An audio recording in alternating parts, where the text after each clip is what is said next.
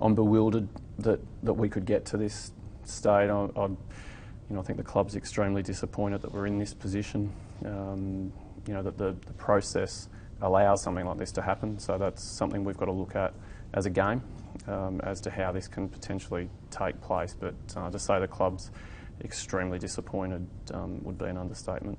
And can you explain the difference between, this was an in-clubhouse test rather than an ASADA issue? Yeah, it was. It was an in-house club testing as part of our NRL guidelines, hence why when we found out about it we informed the integrity unit straight away that we had a potential issue, and hence the investigation's gone from there.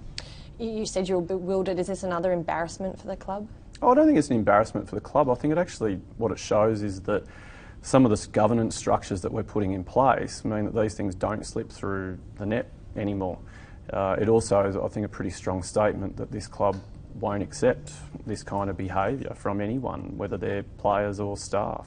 So I think in what's clearly a negative for us right now is obviously can be turned the other way as well, that it is potentially, the club is improving in what we're doing and we are getting better.